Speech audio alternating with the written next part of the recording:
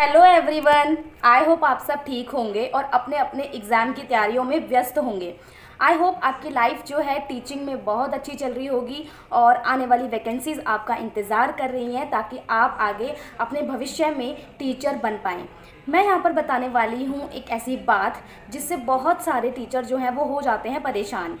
जिन लोगों ने भी बीएड किया है, जेबीटी किया है, मतलब बहुत सारे ऐसे स्टूडेंट्स हैं जो ये सोचते हैं हमें आगे जाके टीचर बनना है, ठीक है, और वो पूरी पूरी कोशिश करते हैं क्योंकि अगर वो पैशनेट हैं तो वो आगे जाके जो है इतनी कोशिश करना चाहते हैं कि एटलीस्ट टीचिंग में हमारी लाइफ जो है वो सिक्योर हो जाए। अब मैं यहाँ पे आपको बताने वाली हूँ कि कैसे बीएड करने के बाद या जेबीटी करने के बाद जितने भी आप टीचिंग कोर्स कर रहे हो उनको करने के बाद भी हमें कैसे फेलियर का सामना करना पड़ जाता है। अभी आप जानते होंगे कि बहुत सारे बच्चे जो पैशनेट हैं टीचिंग को लेकर के वो लोग अपनी प्रिपरेशन पर ध्यान देते हैं, जैसे ही कोई वैकेंसी आए वो उसमें लग जाते हैं।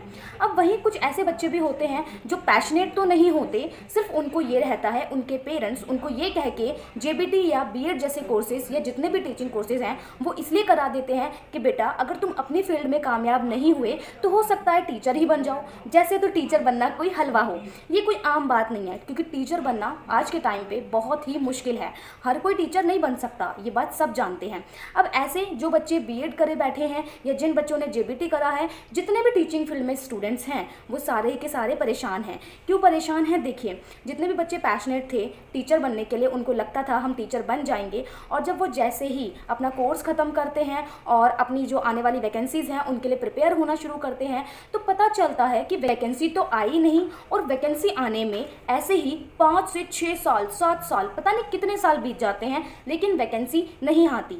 लेकिन जैसे ही हम अपना कोर्स को ख़त्म करते हैं हमारे अंदर एक उम्मीद होती है कोई वैकेंसी आएगी, हम अपना एग्ज़ाम देंगे, हम अपना बेस्ट करेंगे, आगे जो है हमारी डेस्टिनी है। लेकिन होता क्या है, इसका ठीक उल्टा होता है। वैकेंसी नहीं आती है, बच्चे बहुत इंतज़ार करते हैं और इंतज़ार करते करते बच्चे जो हैं वो ओवरेज हो जाते हैं। अब यहाँ से वो परेशान होते हैं, इतने में जो है कुछ गवर्नमेंट्स हैं वो अपने रूल्स को चेंज कर देती हैं कि आप टीचर तभी बन पाओगे जब आपके पास ये चीज़ें होंगी या जब आप इतने ये एग्ज़ाम को क्वालिफाई कर पाएंगे, ठीक है। तो मतलब बहुत सारी परेशानियां जो हैं उनको फेस करना पड़ता है। अब यहाँ पर बात है कि बहुत सारे स्टूडेंट्स इस वजह से परेशान हो जाते हैं कि चलो ठीक है, अगर वैकेंसी नहीं आ रही है तब तक के लिए मैं कोई स्कूल ज्वाइन कर लेता हूँ या कर लेती हूँ या फिर कोई कोचिंग ज्वाइन कर लेते हैं।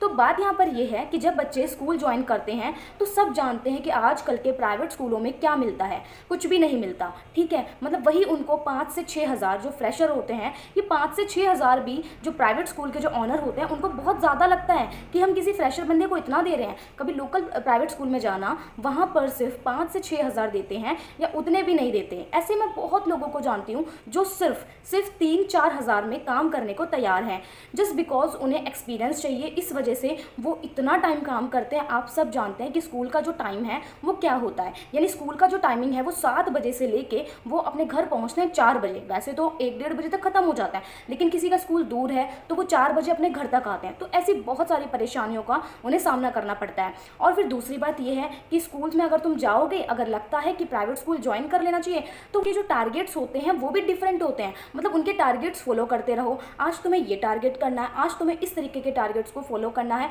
मतलब टोटली बात देखी जाए तो आपको उनके सारे काम करने पड़ेंगे। अगर आपका एक कोई स्पेशल सब्जेक्ट है तो अगर उन्होंने कह दिया कि आपको इस क्लास को भी हैंडल करना है और आपको इस क्लास को भी हैंडल करना है तो आपको वो काम भी करना पड़ेगा, चाहे आपके पास एक पर्टिकुलर क्लास हो अकॉर्डिंग टू रूल या आपके पास आपका स्पेसिफिक सब्जेक्ट हो, लेकिन वो कोई मायने नहीं रखता। आप जानते हैं कि किस तरीके से प्राइवेट स्कूल्स वाले काम करते हैं। तो बहुत सारी चीज़ों का जो सामना करना पड़ता है, ऊपर से ना इतनी सैलरी होती है और बच्चे जो है परेशान हो जाते हैं।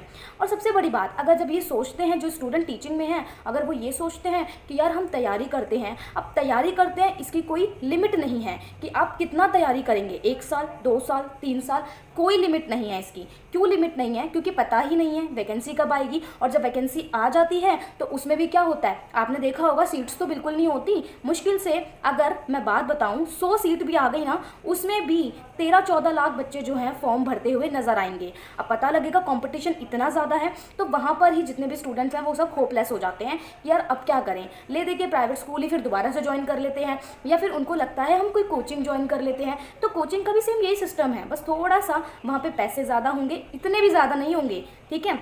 जहाँ पर आप प्राइवेट स्कूल में जॉब कर रहे होंगे वहाँ से थोड़ा ज़्यादा आपको वहाँ पे मिल जाएगा, इतना हम कह सकते हैं। इसके अलावा आप बात करें कि घर में आप ट्यूशन टीचर बन सकते हो, बिल्कुल ठीक है, लेकिन घर में भी ट्यूशन टीचर बनने के बाद जो फैमिली मेम्बर्स होते हैं वो आपको क्या करते हैं, टारगेट करना शुरू कर देते हैं। उनका कहना होता है कि आपने जो है इतना बड़ा कोर्स किया, आपने टीचिंग कोर्स कर लिया है, आपने टैट सीटेट क्वालिफाई कर लिए हैं, तब भी आपका नहीं हो रहा, आप पूरा दिन पढ़ते रहते हैं तो भी आपका एग्जाम क्वालिफाई नहीं हो रहा, ऐसी क्या दिक्कत है, इतना पढ़ने के बाद भी नहीं हो रहा, इतना पढ़ने के बाद तो हो जाना चाहिए था। हालांकि वो हमारी परेशानियों को नहीं जानते हैं, लेकिन तब भी वो ऐसी बातें कहेंगे कि आपको मतलब टारगेट करने की कोशिश करेंगे कि आपने कोर्स कर लिया, आप इतना पूरा दिन पढ़ते रहते हैं, तब भी सिलेक्शन की दौड़ में नहीं शामिल हो पा रहे। अब उन्हें किस तरीके के समझाया जाए कि यार हम इसलिए नहीं हो पा रहे क्योंकि एक तो इतना कॉम्पिटिशन है, इतना प्रेशर है, और हम अगर विदाउट प्रेशर कुछ करने की कोशिश भी करते हैं तो ऊपर से टारगेट करने वाले बहुत लोग हमें मिल जा रहे हैं, तो वहीं से हमारा जो माइंड है वो अपसेंट होना शुरू कर देता है। तो कुछ इस तरीके की हालत होती है टीचर बनने वाली फील्ड में। तो टीचर बनना इतना ईजी नहीं है, जो लोगों को लगता है ना कि टीचर बनना बहुत आसान है और हम बन जाते हैं, इतना ईजी नहीं है, ठीक है। जो बहुत ज़्यादा जिन बच्चों का कॉन्सेंट्रेशन पावर बहुत अच्छी है, जिन बच्चों में ये पावर है कि हाँ हम बन जाएंगे, उनके अंदर एक मोटिवेशन है, उसका मोटिवेशन भी ढीला पड़ जाने लगता है क्योंकि ना तो वैकेंसी आती है, इतने साल बीत जाते हैं, बच्चे ओवर एज हो जाते हैं। तो मतलब इस तरीके का क्राइटेरिया फॉलो होता रहता है और फिर पता लगता है एक टाइम बाद आके कि मैंने बीएड क्यों किया, ये वाली लाइन जो है लोगों के मन में फिर आने शुरू हो जाती है। अब वो बीएड छोड़कर उनको लगता है मैं कोई और जॉब ज्वाइन करता हूँ जो मेरे लिए इजी रहेगी, 9 to 5, 9 to 6, 9 to 5 का तो सिर्फ नाम होता है, मैं 9 to 6 या 9 to 8 ही उन्हें करना होता है, ठीक है। और आप जानते हैं कॉर्पोरेट जॉब्स में क्या हाल होता है। तो यहाँ पर सिंपल इतनी बात है, कोई भी फील्ड इतनी ईजी नहीं होती, बट आप जिस फील्ड में हैं उसमें भी बहुत ज़्यादा परेशानियाँ हैं क्योंकि ना तो वैकेंसी आएगी, बच्चे बैठे रहेंगे, ना बच्चे अपनी आवाज़ उठा सकते क्योंकि आवाज़ उठाकर भी कोई फ़ायदा उन्हें नहीं दिखाई दे रहा होता, क्योंकि ज़्यादातर टाइम कंज्यूमिंग इतना ज़्यादा है कि आप जो है करते रह जाएंगे, टाइम पीरियड कब कंप्लीट हो जाएगा पता ही नहीं चलेगा।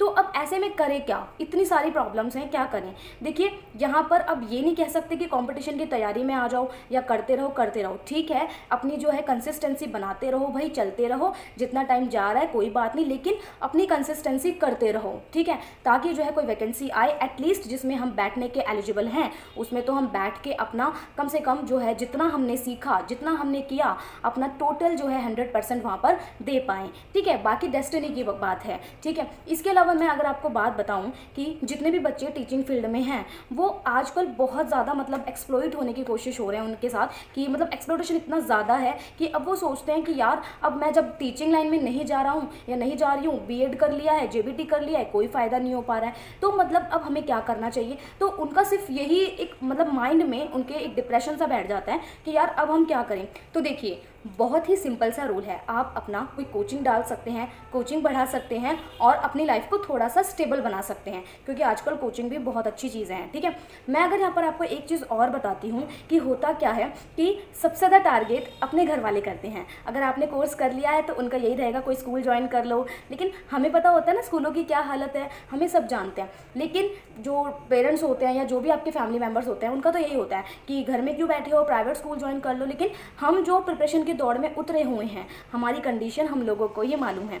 तो मैं सिर्फ इतना कह सकती हूँ कि भाई जिन्होंने भी टीचिंग फील्ड में आ चुके हैं या जो आने की कोशिश कर रहे हैं, जिनका आने का बहुत मन है, इंटरेस्ट है, वो बेशक आ सकते हैं, लेकिन जो आगे आने वाली प्रिपरेशन है उसके लिए भी भाई तैयार रहिए, क्योंकि आपको उसमें बहुत ज़्यादा पेशेंस रखने की ज़रूरत पड़ने वाली है, ठीक है। तो इस वजह से जो है बहुत सोच समझ के इस फील्ड में आइए, ठीक है, क्योंकि नहीं तो बाद में सिर्फ यही एक उम्मीद बचेगी हो जाएगा, लेकिन कहीं ना कहीं स्ट्रेस की वजह से ना वो हो रहा होगा और ऊपर से टारगेट किए जाओगे, वो चीज़ें अलग हैं।